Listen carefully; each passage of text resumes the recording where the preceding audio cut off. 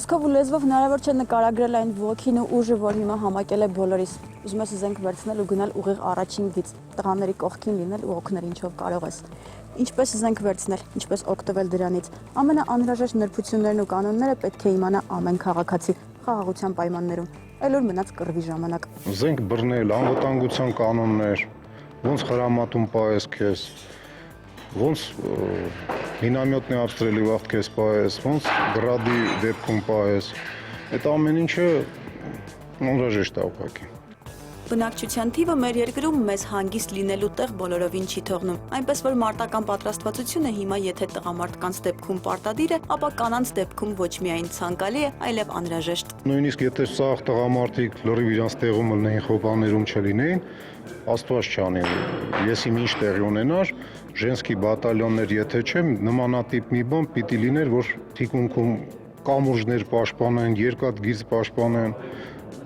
կարճ ասած նաև կանայք պիտի իմանան մարտական պատրաստության այդ ամենակարևորագույն առաջի այդ ազերը։ Հանգիստ փոխում ես, նայ, ոտքերը մի գծի վրա է, հիմա նայի քեզ։ Լավ, սկացի ես։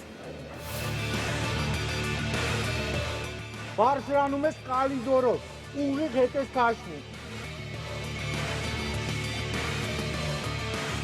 Դանակը գնում է ափի մեջտեղը երկու բարձիկների արանքը, բութը փակում է վերևից օղակը,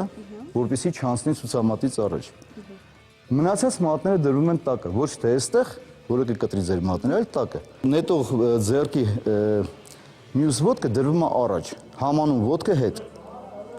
եւ կողք մի քիչ, որովհետեւ բալանսը կարողանանք ապահովենք հավասարակշռությունը, որ նետոյելուց հետո չընկնենք։ Հիմա պահեցինք, մի քիչ առաջ եկեք, իրեքից ամեն դեպքում մոտիկ, ահա։ Так, պահեցինք, դաստակը մի քիչ sense։ Հիմա պատրաստ, դիրք, զամախ, պահեք վերևում, նետում։ Նորից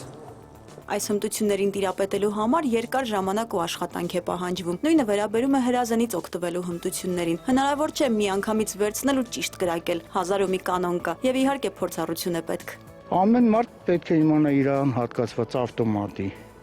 համարը, իր ավտոմատի համար պատասխանատվություն ինքն է կրում։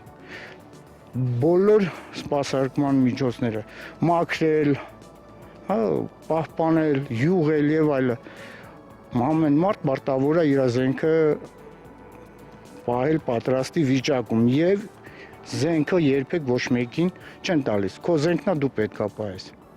ու պաշտպանելով կանոնները։ Տակտիկական վարժանքների ժամանակ պարտադիր չէ, որ ձեռքում իրական զենք լինի։ Սրանք Կալաշնիկով հրացանին մաքսիմալ մոտեցված նմանակներ են։ Արտաքին կառուցվածքը եւ քաշը գրեթե նույնն են։ Իսկ մինչ կրակելու հմտություններին տիրապետելը պետք է իմանալ զենքից օգտվելիս սեփական անվտանգության կանոնները։ Եթե զենքը գործածության չի հանգիստ վիճակա, պետք է ձգանը ձգանը փակ բայելու տարբեր եղանակներ կա, որից մեկը սա է, հանգիստ վիճակում, այսպես։ Մյուս վիճակը, այսպես են փակում։ Եթե խումբը առաջ է գնում ու զգում է, որ կա վտանգ, արդեն զենքը պահում է պատրաստի վիճակում։ Պահում են զենքը այնպես, որպեսզի մարդը որպես թիրախ ավելի փոքր լինի, որպեսզի հակառակորդը հեշտ չկարողանա թիրախավորել եւ վնաս հասցնել։ Այդ դեպքում արմունկները պահվում են ներքև, մարմինը հավաքվում է, կիսատքանիստ, այս դիրքն է, երկու աչքով հրազենի վերևի մասով դու քո տեսադաշտն ունես, նայում ես։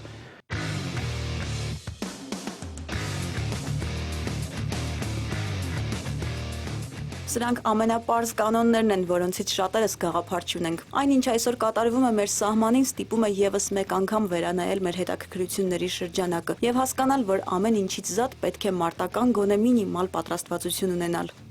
Գիտենք, մեր թշնամինովա բոլոր կողմերից